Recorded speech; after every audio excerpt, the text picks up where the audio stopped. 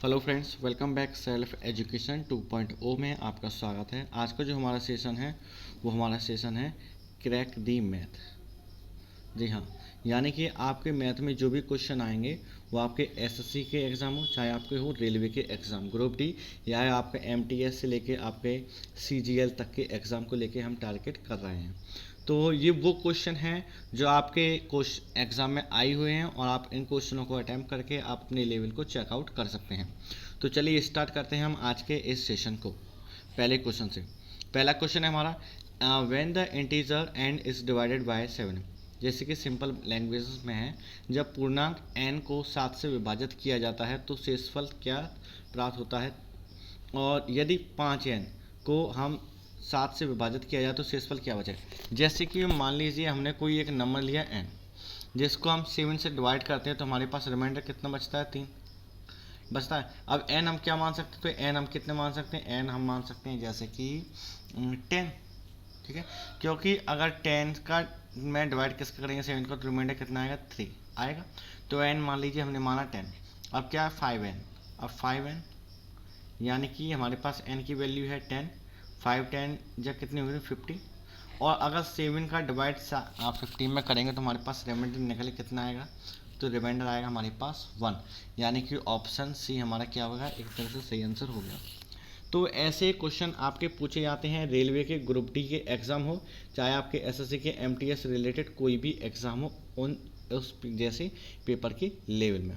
Okay, तो चलिए हम चलते हैं अगले क्वेश्चन की तरफ से। अगला क्वेश्चन भी काफ़ी एक नॉर्मल क्वेश्चन है, लेकिन इन क्वेश्चनों में भी लोग बाग क्या मिस्टेक करके आते हैं। जैसे कि हमारे पास सिंपल सा क्वेश्चन है 7 इंटू 7, लोग बाग क्या करेंगे, पहले इसका मल्टीप्लाई कर देंगे, फिर ऑफ 3, अब 3 में क्या करेंगे, आप इसका डिवाइड कर दोगे 3 से 3 का, ठीक है। एंड देन आप इसको सिंपली सॉल्व करोगे, आपका आंसर क्या आएगा, रॉन्ग आएगा। यदि आप इसके नियम को जानते हैं, जैसे कि बॉड मास, क्या कहते हैं इसको हम कहते हैं बॉड मास। बॉड मास में जैसे कि ब्रैकेट ऑफ, सबसे पहले यदि हमको किसी को सॉल्व करना होता है ब्रैकेट्स होते हैं उनको, लेकिन हमारे यहाँ पे कोई ब्रैकेट्स नहीं है, ठीक है। उसके बाद हम सॉल्व करते हैं ऑफ वगैरह, या हिंदी में कहते हैं का की के, मतलब लैंग्वेज का यूज़ हो। उसके बाद उसके बाद करते हैं हम डिवीजन को सॉल्व, देन हम करते हैं मल्टीपल को, उसके बाद करते हैं एडिशन को, और लास्ट में हम सॉल्व करेंगे सब्सट्रैक्शन को। तो ये होते हैं बॉड मास के रूल्स, ठीक है। ये रूल्स क्या हुआ आपको पता होने चाहिए, क्योंकि ये काफ़ी सिंपल होते हैं, और ये नियम इससे 4 से 5 क्वेश्चन आपके बनते हैं किसके अंदर, आपके एग्जाम के अंदर। तो हम चलिए सबसे पहले इसको सॉल्व करें। तो हमारे पास क्या है, ऑफ, वो है ऑफ है। तो सबसे पहले हम इसको सॉल्व करेंगे, किसको हम सॉल्व करेंगे, इसके 7 ऑफ 3 को। जी हाँ, किसको सॉल्व करेंगे, सबसे पहले हम इतने को सॉल्व करेंगे, ठीक है। तो 7 मल्टीपल 7 3 या कितनी आई, हमने ऑफ को हटाया तो क्या हुआ, 7 3 या 21, देन डिवाइड का symbol 3 minus 14 into x equal में कितना है 7, ठीक। अब है ना डिवाइड का सिंबल आ गया, तो सबसे पहले क्या सॉल्व करेंगे, डिवाइड को सॉल्व करेंगे। तो डिवाइड को हमने सॉल्व किया तो 3 7 जा कितना आएगा 7, तो 7 multiple 7 minus 14 X is equal to 7। अब देखना सत्तू सत्तू कितने होते हैं, 7 7 जा 49। अब ये 7 इधर आएंगे तो काय को हो जाएंगे माइनस के, और ये 14 एक्स उधर जाएंगे काय को हो जाएंगे प्लस के, तो 14 एक्स हो गया, ठीक है। अब 49 में से 7 को माइनस किया तो हमारे पास कितना निकल के आएगा 42 इज इक्वल टू में 14 एक्स यानी 14। अब एक्स वाला 42 बटे कितना हो गया 14, और हमारा जो आंसर निकल के आया वो कितना आएगा 3, कितना आएगा 3। तो हमारे पास जो राइट आंसर होगा वो कितना होगा, हमारे पास होगा आंसर बी। तो बी हमारा क्या है, एक तरह से बिल्कुल राइट आंसर हो जाता है, क्योंकि ऐसे ही क्वेश्चन आपके एग्जाम में पूछे जाते हैं, लेकिन आपके कुछ बाइनरी मिस्टेक के चक्कर में आप अपने क्वेश्चन के 1 मार्क्स को खो देते हैं, और ना सिर्फ वो एक को कहते हैं बल्कि आप 25% की नेगेटिव मार्किंग भी लेते हैं। ओके, तो चलते हैं हम अपने अगले क्वेश्चन को। जैसे हमारा क्वेश्चन है पहली 15 पूर्ण संख्याओं का औसत क्या है। तो आपको पहले ये पता होना चाहिए फर्स्ट होल नंबर कितनी है, 15 होल नंबर। हमारे जो होल नंबर होते हैं वो कहाँ से स्टार्ट होते हैं, वो होते हैं हमारे 0 से। तो पहले 15 यानी 0 1 2 3, और ये कहाँ तक जाएंगे, ये जाएंगे आपके 14 तक, क्योंकि अगर 15 को भी इसमें इंक्लूड करेंगे तो हमारे पास 15वां कौन सी पोजीशन है, तो ये 16वीं पोजीशन है, कौन सी है 16। तो हम 15 को काउंट नहीं करेंगे, हम कहाँ तक काउंट करेंगे, हम करेंगे खाली 14 तक। ठीक है, अब बात करते हैं हमें क्या चाहिए, हमें इसके एवरेज चाहिए, वो भी इसके सम का। यानी सबसे पहले 0 से लेके हमें 14 तक जोड़ना है। तो सम ऑफ दी ऑल नंबर्स क्या होगा, यानी 0 से लेके हमें कितने 14 नंबर तक जोड़ना है। यहाँ कह सकते हैं 1 से लेके 14 तक। एक अरिथमेटिक में सम ऑफ ऑल नंबर का फॉर्मूला है। जी हाँ, सम ऑफ ऑल नंबर क्या फॉर्मूला है, जैसे कि n/2 2a plus n-1 into D कहते हैं। अब देखिए ना डिफरेंस कितने का आ रहा है, डिफरेंस आ रहा है इसमें 1 का। तो d इजिकल टू हम कितना लेंगे, 1 लेंगे। कितने का डिफरेंस है, 1 का। तो हमने क्या लिया, 1। और देखिए ना स्टार्टिंग हम कहाँ से करें, क्योंकि हम 1 से ऐड करेंगे तो 1 से लेंगे। तो यानी हमारे पास जो फर्स्ट नंबर होगा वो कितना होगा, 1। डिफरेंस हमारा कितना है, 1 का। और हमारा फर्स्ट नंबर भी क्या है, 1। तो हमारे पास टोटल नंबर कितने हैं, हमारे पास टोटल नंबर है 15। लेकिन हमको सम कितने नंबर का हो रहा है, सम हो रहा है खाली 14 नंबर का। तो हमारे पास n कितना आएगा, 14 अपॉन में 2 2a यानी कि 1 प्लस n-1 n-1 में हमारे पास यानी कि ये हमारे पास कितने 15 नंबर -1 इंटू डी यानी कि 1। ठीक है, अब जब आप इसको जब सॉल्व करेंगे तो आपके पास जो आंसर निकल के आया इस कैलकुलेशन को वो आएगा 105। कितना आएगा, 105 आएगा आपके पास जो टोटल नंबर निकल के आया। अब 105, अब एवरेज निकालना है किसका, 15, क्योंकि हमारे पास जो नंबर है वो कितनी है 15 से। तो जब डिवाइड करेंगे 15 का तो कितना निकल के आया, वो आएगा 7। तो हमारे पास जो आंसर होगा यानी कि सहेली 15 पूर्ण संख्याओं का जो संख्याओं का औसत होगा, एवरेज होगा, वो कितना होगा, वो होगा बी। तो बी क्या है, हमारा राइट आंसर होगा। ओके, अब चलते हैं हम अपने अगले क्वेश्चन की तरफ। ये भी क्वेश्चन ऐसे क्वेश्चन हैं जो आपके एग्जाम में आते हैं, खासकर एसएससी और रेलवे इनको अवश्य पूछता है, क्योंकि एनटीपीसी में इस तरीके के क्वेश्चन को बार बार देखा गया है यदि आपने एनटीपीसी का एग्ज़ाम दिया हो तो। ओके, तो हमारे पास जैसे क्वेश्चन है, एक वस्तु का अंकित मूल्य कितना है, 550 रुपये है। एक दुकानदार कितने की डिस्काउंट देता है, दुकानदार जो उस पर 20% का क्या देता है, डिस्काउंट देता है। तो जैसे कि मान लीजिए हमने कोई मार्केट प्राइस को एब्जॉर्ब किया, कितना किया, मान लीजिए हमने कितना किया, मार्केट प्राइस को लिया हमने कितना, 100। अब हम उस पर क्या करेंगे, सेल करेंगे। तो यानी हमने कितने का डिस्काउंट दिया होगा, 80 का, सॉरी 20% का। तो हमारे पास कितने पे हम अर्निंग कर रहे हैं, खाली देखो ये दिया है 20% का डिस्काउंट। तो 20% का डिस्काउंट दिया 100 में से, तो खाली हमने 80% उसकी वैल्यू ली। 80 के इसको सॉल्व करेंगे तो कितना आया हमारे पास, 80 यूनिट। ठीक है, और अगली लाइन में क्या है, फिर भी 10% का क्या प्राप्त होगा, हमें प्रॉफिट हुआ है। प्रॉफिट किस पे हुआ, वो हुआ यानी कॉस्ट प्राइस पे। यानी हमने उसको 80 रुपये में सेल किया, उसको सेल करने के बाद भी हमें क्या हुआ, प्रॉफिट हुआ। कितने का होगा, 10% का। तो हमारे 10 100 नीचे आ जाएंगे। जब आप इसको सॉल्व करेंगे तो हमारे पास कितना निकल के आया, हमारे पास आएगा 800/11 यूनिट। ठीक है, स्टेप बाय स्टेप समझना। हमें फ़ायदा किस पे हुआ, हमने 80 रुपये में बेचा तब जाके हमें 10% का फ़ायदा हुआ। और जो उसकी मार्केट वैल्यू थी यानी कि एमएसपी कहते हैं 100 थी, उस पर हमने कितने का डिस्काउंट दिया है, 20% का। तो जाके हमने कितनी यूनिट मिली है, 80 यूनिट। ओके, चेक करते चलना।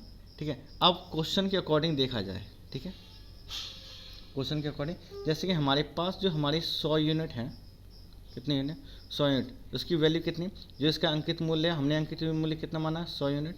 और 100 यूनिट की वैल्यू कितनी है, 550, यानी कि 550 है। ठीक है, 550 जो रुपए हैं वो कितनी यूनिट के बराबर, वो 100 यूनिट के इक्वल में है। कितने यूनिट के, 100 यूनिट के इक्वल में है, कितने, 550 रुपये। अब देखें इसको नेक्स्ट पेज पे आप इसका स्क्रीनशॉट ले लें, क्योंकि ये आप क्रॉस होने वाला है। ठीक है, अब ये 550, जी हाँ, जो 550 जो रुपए हैं वो 100 यूनिट के बराबर हैं। ठीक है, तो 1 यूनिट के बराबर हमारे पास कितने रुपए बचे हैं, 5.5 रुपये बचे हैं। हमारे पास सीपी जो निकला था, हमारे पास कितना निकला था, 800/11 सीपी था। और हमारे पास 1 यूनिट कितने, 5.5 के। तो 800 यूनिट बटे 11, 800/11 जो यूनिट होगा 5.5 होगा। हमने इसको क्या किया, सॉल्व किया, 0 से 0 0 से 5 यानी कि हमारे पास कितने निकल गया, 400 रुपये। ठीक है, 400 रुपये क्या आया, ये निकल के आया है। यानी कि हमारा जो सीपी निकला है वो कितना निकला है, 400 रुपये निकला है। ठीक है, अब देखना क्वेश्चन में 400 रुपये क्या निकला है हमारा, CP हमारा कितना निकला है, 400 रुपये निकला है। हमने इसको सेलिंग कितने का किया है, 470 में बेचा है, यानी कि हमारे पास SP जो है कितने का, 470 में। और हमारे पास जो प्रॉफिट निकल के आया यानी 470 में बेचा और 400 की इसकी कीमत है, तो यानी कितने रुपये आया, वह है 70 रुपये का क्या है हमारा प्रॉफिट हुआ है। अब ये पूछता है तो प्रॉफिट का परसेंटाइल कितना है, यानी कि परसेंटेज में अगर प्रॉफिट शो करें तो कितना, हम सभी जानते हैं कि परसेंटेज जो निकालते हैं प्रॉफिट का, ठीक है, वो निकालते हैं कितने का प्रॉफिट हुआ है, 70 का। कितने रुपए पर हुआ है, 400 रुपये पर हुआ है और 100। और जब इसको सॉल्व करें तो कितना आएगा हमारे पास, सारा 17% का हमें क्या है प्रॉफिट, यानी कि ऑप्शन डी।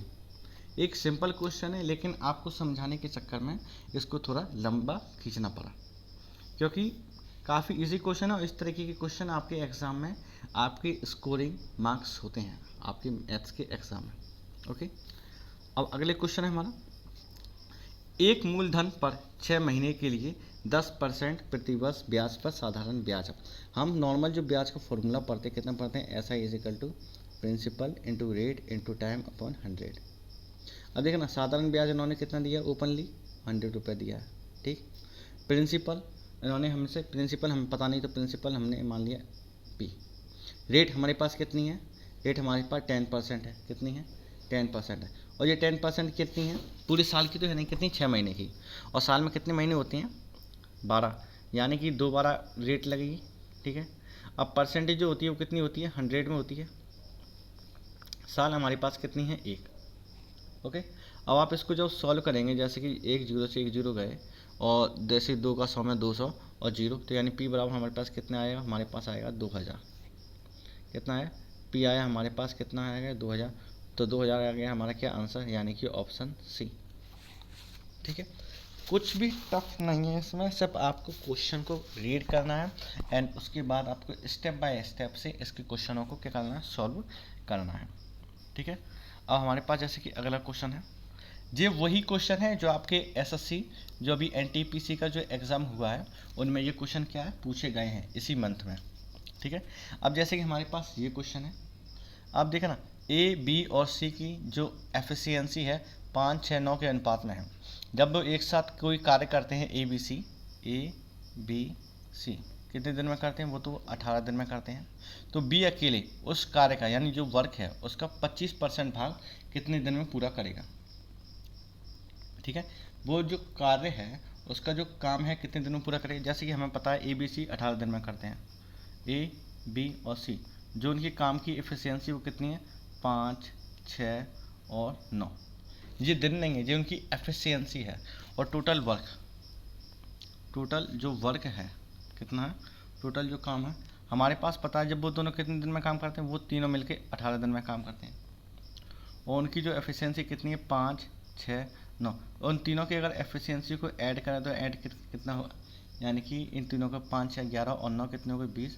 और जिसको सब सोल्व आउट किया कितने हो निकले हमारे 360। यानी वो तीनों की जो एफिशिएंसी है वो कितनी है, 360 है, ठीक है। कितनी है, 360 है। अब हम क्या करेंगे, नंबर ऑफ डेज निकालेंगे, नंबर ऑफ डेज निकालेंगे, यानी कि हमारे पास टोटल यूनिट कितनी है, हमारे पास टोटल यूनिट है 360। लेकिन हमें काम कितना कराना है, हमें काम कराना है 25% का। वो बी की जो एफिशिएंसी, यानी कि बी कितनी क्षमता, यानी कितनी यूनिट काम कर सकता है, वो करता है 6 यूनिट एक दिन में, ठीक है, 6 यूनिट। तो यानी इसको हमने सॉर्ट आउट किया, 25 चौक और कितनी 4 90 और 6 का अगर 90 में हम डिवाइड देंगे, यानी कि बी की जो हम एफिशिएंसी निकालेंगे 90 अपॉन में कितना है 6, तो कितना निकलेगा, बी की हमारी एफिशिएंसी निकलेगी, यानी कि 15 दिन। बी हमारा जो काम करेगा वो कितने दिन में कर लेगा, वो भी हमारा 15 दिन में काम कर लेगा। कोई टफ नहीं है, सिर्फ स्टेप बाय स्टेप हमने क्या किया है, इसको सॉल्व किया है। एफिशिएंसी तीनों की हमने निकाली, ये निकली क्योंकि क्वेश्चन में हमें दिया। टोटल वर्क कितना निकला है, ABC का 18 दिन का कार्य है, लेकिन यहाँ पे डेज में अनुपात नहीं, उनकी क्या एफिशिएंसी दी है, यानी वर्क का। टोटल वर्क 18 दिन में कर सकते हैं और दोनों एक दिन में, A 5 यूनिट, B 6 यूनिट और C 9 यूनिट। तीनों के ऐड की 360 निकली। 360 को नंबर ऑफ डेज यानी कि 360, लेकिन B से काम कितना कराना, खाली 25%, तो 25% निकाला 360 का, कितना निकला 90। और 90 में यानी कि 6 की एफिशिएंसी पर डे की, तो यानी दिन में कितने करेगा, 15 दिन में ये काम को कंप्लीट कर देगा। ओके, काफ़ी इजी क्वेश्चन है और काफ़ी सिंपल क्वेश्चन है। आप देखना ये वाले क्वेश्चन को, ये ट्रेन के क्वेश्चन हैं और ट्रेन के क्वेश्चन आप जानते हैं, अगर आप रेलवे का एग्ज़ाम देते हैं तो ट्रेन के क्वेश्चन तो आना डेफिनेटली बनता है। ठीक है, हमारे पास दो ट्रेन हैं, जैसे T1 और T2। ठीक है, T1 की हमारे पास कितनी है, 2/5 है। 2/5 क्या है, यूनिट है, क्या है यूनिट में दी है हमारे पास। और भी क्या है, इनकी गति, यानी कि इनकी स्पीड का यूनिट है। किसका यूनिट है, इनकी स्पीड का यूनिट है, ना कि इनकी टाइम का। जैसे कि ये है, इनके काय का यूनिट है, इनकी है स्पीड का यूनिट, यानी कि S1 और S2। S1 ट्रेन है, S1 ट्रेन की यूनिट कितनी है, 2 यूनिट। S2 की ट्रेन की यूनिट कितनी है, 5 यूनिट। अब आपसे ये कहता है यदि पहली ट्रेन 5 घंटे में, यानी कि ट्रेन वन, यानी कि ट्रेन इसका फॉर्मूला क्या होता है, टाइम का फॉर्मूला होता है स्पीड अपॉन, सॉरी, टाइम का जो फॉर्मूला होता है डिस्टेंस अपॉन टाइम। क्या निकालते हैं, इससे हम निकालते हैं हम स्पीड।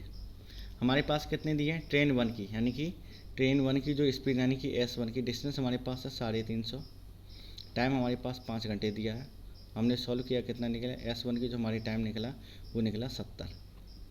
कितना निकला है, 70। अब देखिए ना, S1 की हमारे पास यूनिट कितनी है, 2, यानी कि 2 यूनिट जो काम है वो कितने में हो रहा है, 70 में। तो 1 यूनिट काम कितने में होगा, 35 में। हमें कितने यूनिट चाहिए, जी हाँ, हमें काम कितने यूनिट चाहिए, हमें 5 यूनिट चाहिए। 1 यूनिट अगर 35 में है तो 5 यूनिट कितने में होगा, 5 हमारा जो यूनिट बनेगा, यानी कि 5 का मल्टीपल कर दीजिए, 5 5 जो 25, कैरी 2, 5 3 यानी कि 175। हमारी जो सेकंड ट्रेन की जो स्पीड होगी वो कितनी होगी, 175 होगी। सिंपल है, देखना आपके पास पहली ट्रेन की स्पीड कितनी है, 350/5 का डिवाइड किया, हमारे पास इसकी स्पीड आ गई 70। और हमारे पास S यूनिट की जो स्पीड की गति है वो 2 यूनिट है। यदि 2 यूनिट 70 के बराबर होगा तो 1 यूनिट कितने के बराबर होगा, 35 के बराबर होगा। ठीक है, अगर 2 यूनिट 70 के बराबर तो 1 यूनिट 35 के बराबर। तो S2 में हमारे पास कितनी यूनिट है, 5 यूनिट की रफ्तार है।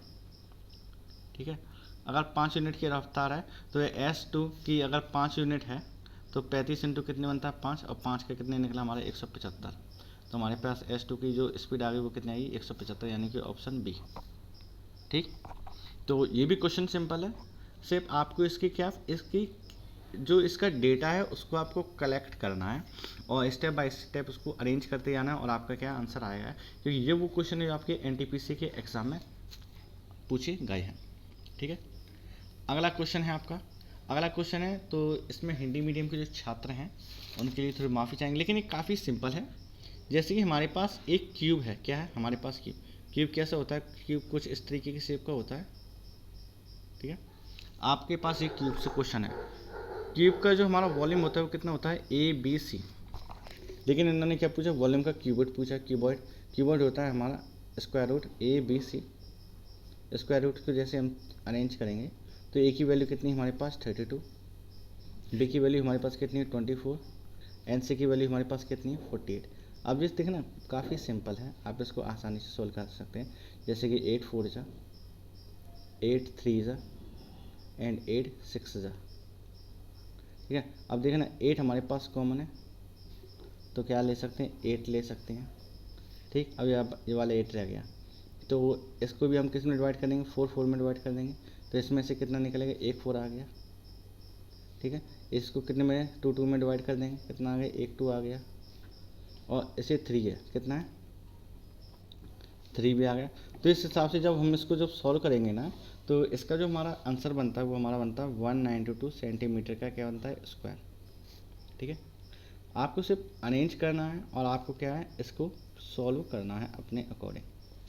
सिंपल है, आपको कॉन्सेप्ट लगाना है ABC वाला, ए हमारा 32, बी हमारा 24 और सी हमारा 48। इन स्क्वायर रूट में रखें तो सिंपल कैलकुलेशन वो आप इजीली कर सकते हैं। ओके, तो ऐसे ही क्वेश्चन आपकी इसमें भी पूछे जाते हैं। अगला क्वेश्चन है हमारे पास क्या है, एक ट्रायंगल बेस्ड क्वेश्चन है। एक ट्रायंगल है कितना है, ACE में बी और डी क्या है, एक क्रमश यानी कि मिड पॉइंट है। ये क्या है, मिड पॉइंट है। बी और डी क्या है हमारे पास, एक पॉइंट है वो भी AC।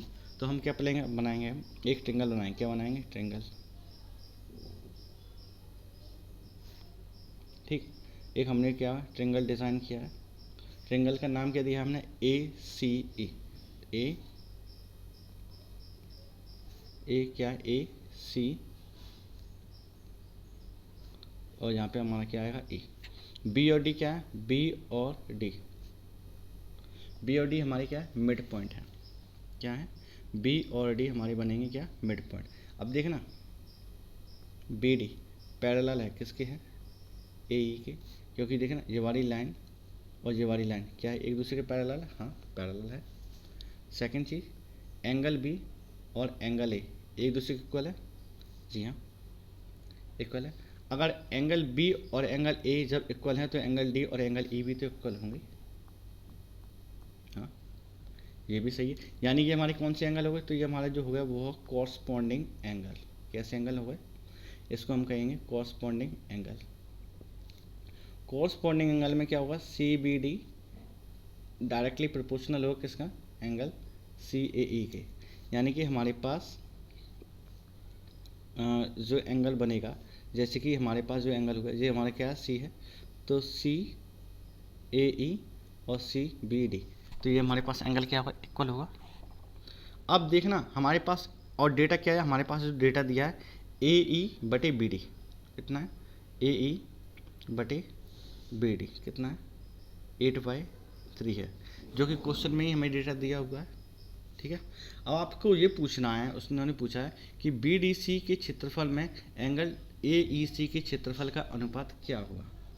यानी कि हमें क्षेत्रफल पूछा उन्होंने। आप इसका जो आपके स्क्रीन पे जो डेटा है उसका आप नोट कर लीजिए, या इसके स्क्रीनशॉट ले लीजिए, या इसको 10 मिनट का वीडियो स्किप करके देख लीजिए। जैसे कि हम इसमें आगे बढ़ते हैं नेक्स्ट पेज पे, तो हमारे पास क्या है, एरिया ऑफ जे दिया है, area of triangle C B D, ठीक है, और area of triangle C A E, ठीक है।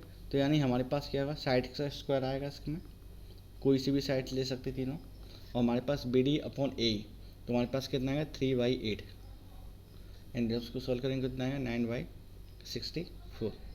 तो काफ़ी सिंपल सी प्रक्रिया है जिसके आप क्वेश्चन को सॉल्व कर सकते हैं, कोई टफ नहीं है, सिंपल है, इजी है, और आपको सिर्फ अपने माइंड को फ्री रखना है, और आपके एसएससी हुआ या फिर रेलवे का ग्रुप डी का एग्ज़ाम हुआ, आप उसमें बेहतर स्कोर करेंगे।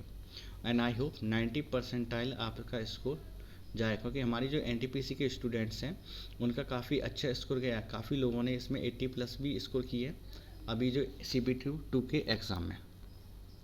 ठीक, हमें काफ़ी लोगों के कमेंट्स भी देखने को मिले हैं। ये हमारा अगला क्वेश्चन, और ये काफ़ी टफ क्वेश्चन है। यदि आपके पास, यदि आप इसको मतलब कि यदि आपने एनटीपीसी का एग्ज़ाम दिया है तो आपको इस तरह के क्वेश्चन उसमें क्या देखने को मिले हैं। ठीक है, तो जैसे कि हम सॉल्व करते हैं, ए बी और -c हमारे पास कितना है 12 है, और a² + b² + c² बराबर हमारे पास कितना है 110 है। तो हम क्या लेंगे, हम लेंगे a + b - c का क्या लेंगे, मान लो होल स्क्वायर लिया। ए बी सी की हमारे पास वैल्यू कितनी दी है 12, तो 12 का भी स्क्वायर बनता है। ठीक है, हमने इसको एज इट इज़ उतार दिया और दोनों साइड क्या कर दिया, स्क्वायर कर दिया। हमारे पास क्या फॉर्मूला बनेगा, ये फॉर्मूला है a² + b² + c² + 2ab - 2bc - 2ca = हमारा बने पास 144। ठीक है, a² + b² + c² की वैल्यू हमारे पास कितनी है, हमारे पास वैल्यू है 110। हमने 2 को क्या लिया, कॉमन लिया, ab - bc - ca = 12 का उसका 144 है। 110 उस साइड में जाएंगे, ठीक है, अगर 110 इस साइड में आए तो ab - bc - ca 144 में से माइनस कितना किया 110, और ये जो हमारे दो हैं वो कहाँ जाएंगे, डिवाइड में आ जाएंगे। ये तो आप जानते हैं ना इतना। तो जब हमारे पास ये डिवाइड में आएंगे तो ab - bc - ca, तो 144 में से 110 घटाएंगे, कितने बचे हमारे पास, बचे 34, और 2 का जब डिवाइड किया तो हमारे पास आंसर आएगा कितना 17। जी हाँ, हमारे पास आंसर कितना निकल के आएगा, हमारे पास जो आंसर निकल के आएगा वो आएगा 17। तो ab - bc और -c यानी कि ऑप्शन डी, तो हमारे पास आंसर आया सी 17। तो ऐसे ही क्वेश्चन आपके एग्ज़ाम में पूछे जाते हैं, और आपके पास थोड़ा पेशेंस रख के आप उनको क्वेश्चनों को कर सकते हैं। तो फ्रेंड्स, आपको ये सेशन कैसा लगा अपनी राय दें, और सेशन अच्छा लगे तो वीडियो को लाइक करें, चैनल को सब्सक्राइब करें, एंड थैंक यू।